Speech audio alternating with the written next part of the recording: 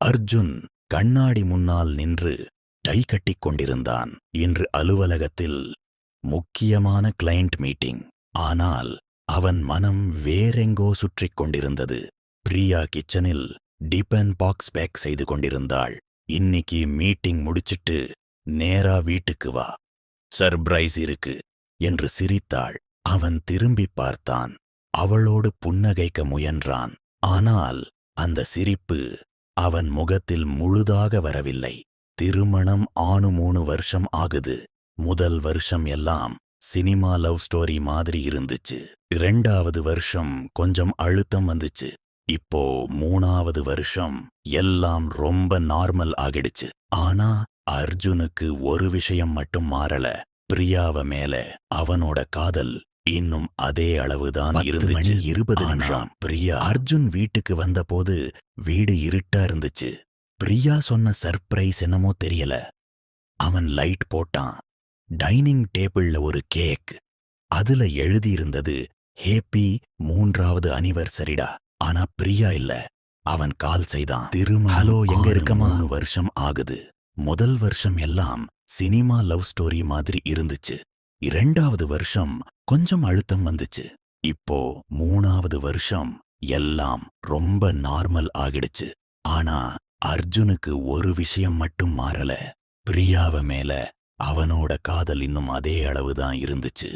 ஆனா பிரியா அன்றிரவு ஸ்கூல்ல ஒரு சின்ன ப்ரோக்ராம். இன்னும் கொஞ்ச நேரம் ஆகும், நீ சாப்பிட்டு தூங்கு. சரி, எப்ப வருவ? 11 மணிக்கு மேல ஆகும் போல. கால் கட் ஆனது. அர்ஜுன் கேக்கை பார்த்தான். மெழுகுவர்த்தி ஏத்தாமலேயே அணைச்சு வச்சிருந்தது.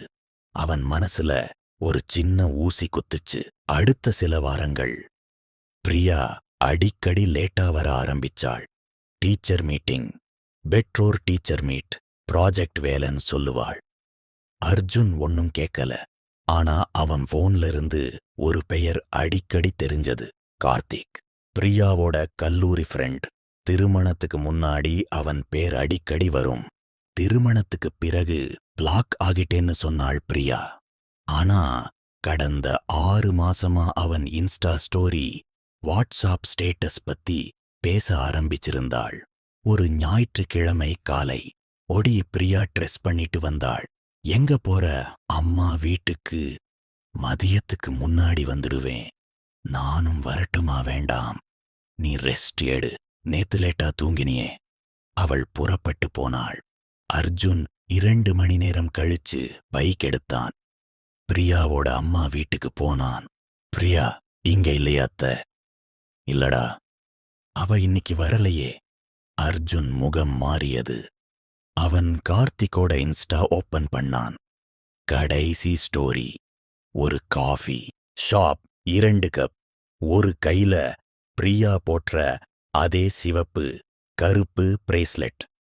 லொகேஷன் அவங்க வீட்டுக்கு 5 கிலோமீட்டர் தூரம்தான். அர்ஜுன் காபி ஷாப் வாசல்ல பைக் நிறுத்தினான். உள்ள போனான். பிரியா சிரிச்சிட்டே ஏதோ சொல்லிட்டு இருந்தாள். கார்த்திக் அவ கைய பிடிச்சிருந்தான். அவங்க 2 பேரும் ஒருத்தர் பார்த்து சிரிச்சாங்க.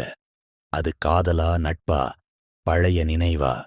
எதுவா இருந்தாலும் அர்ஜுனுக்கு அது வேதனையா இருந்துச்சு. Corner table. அவன் நின்ன இடத்திலேயே உறைஞ்சு போனான். பிரியா திரும்பி பார்த்தாள். அவ முகத்துல இருந்த சிரிப்பு ஒரு செகண்ட்ல மறைஞ்சது. கண்கள் பயத்துல விரிஞ்சது. அவன் ஒன்னும் பேசல. வெறும் பார்த்துட்டு திரும்பி வெளிய வந்தான். பைக் ஏறினான். ஹெல்மெட் போட்டுட்டு கண்ணீரை வெளிய பண்ணான். கடைசி மெசேஜ் அவளே அனுப்பினது. மதியம் 4 மணிக்கு வீட்டுக்கு வரேண்டா. உனக்கு என்ன சாப்பாடு வேணும்? தெரியாம அழுதான். வீட்டுக்கு வந்து கதவை தாழிட்டான். போன் எடுத்து பிரியா வாட்ஸ்ஆப்ப ஓப்பன். அவன் டைப் பண்ணினான். நீ எங்க இருக்க? ப்ளூடிக் ஆகல. அவன் போன தூக்கி சுவத்துல அடிச்சான். ஸ்கிரீன் கோடு விழுந்துச்சு. இரவு 9:15 மணி. கதவை தட்டல். அர்ஜுன், திறப் ப்ளீஸ். அவன் கதவை திறக்கல. என்னை ஒரு தடவை பேச விடு, எல்லாத்தையும் சொல்றேன். கதவை திறந்தான். பிரியா கண்ணீரோட நின்னாள். நான் அவனை காதலிக்கலடா. அப்போ என்ன இது? அவன் குரல் உடைஞ்சது. நீ எப்பவுமே ஆபீஸ்னு இருப்ப. எனக்கு யாரும் இல்லைன்னு தோணும். கார்த்திக் என் பழைய நினைவுகளோட இருந்தான்.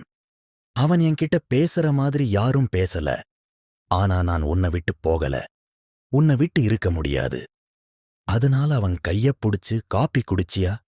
பிரியா தலைய குனிஞ்சாள். நான் தப்பு செஞ்சிட்டேன். ப்ளீஸ் என்ன மன்னிச்சிடு. அர்ஜுன் நெடுநேரம் அமைதியா இருந்தான். எனக்கு இப்ப உன்னை நம்ப முடியல பிரியா. நான் உன்னை ரொம்ப லவ் பண்றேன். ஆனா இன்னும் கொஞ்ச நாள் தனியா இருக்கணும். நான் எங்க போவேன்? உங்க அம்மா வீட்டுக்குப் போ. நாம 2 பேரும் தனியா யோசிக்கணும். பிரியா அழுதுட்டே போனாள். அடுத்த 3 மாசம் பிரியா அம்மா வீட்டிலேயே இருந்தாள். 4 அர்ஜுன் வேலைக்கு போவான். வீட்டுக்கு வந்து தனியா இருப்பான். அழுவான். யோசிப்பான். மறுபடியும் அழுவான். ஒரு நாள் மாலை பிரியா வந்தாள். கையில ஒரு கவர். இது என்ன? கவுன்சலிங் செஷன் புக் பண்ணிருக்கேன். நாம 2 பேரும் போவோமா? அர்ஜுன் அவள் பார்த்தான். நீ மாறிட்டியா? மாறிட்டேன்டா. இப்போ எனக்கு தெரியுது நான் உன்னை எவ்ளோ டீப்பா லவ் பண்றேன்னு. கார்த்திக் எனக்கு ஒரு தப்பான தேடல்தான். உண்மையான காதல் இல்ல. அவன் நீண்ட நேரம் பேசல. பிறகு மெதுவா சொன்னான். சரி போவோம். ஆனா இனி ஒரு தடவை கூட இப்படி நடக்கக்கூடாது. நம்ம 2 பேரும் ஒண்ணா உட்கார்ந்து எல்லா குறையும் சொல்லணும். மறைக்கக்கூடாது. பிரியா அழுதுட்டே தலையசைச்சாள்.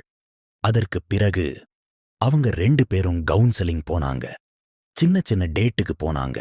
இரவு 10 மணிக்கு குட் நைட் டா மெசேஜ் அனுப்ப ஆரம்பிச்சாங்க. வீக்கெண்ட்ல சினிமா, லாங் டிரைவ், வீட்டுல சமைச்சு சாப்பிடுறது. மெதுவா மெதுவா அவங்க இடையில இருந்த பிளவு ஆற ஆரம்பிச்சது. ஆனா அர்ஜுன் மனசுல ஒரு சின்ன காயம் என்றுமே முழுசா ஆறாது. அவனுக்கே தெரியும். ஆனா அதையும் அவன் ஏத்துக்கிட்டான். ஏன்னா அவன் இன்னும் ரொம்பவும் பிரியாவ காதலிச்சான்.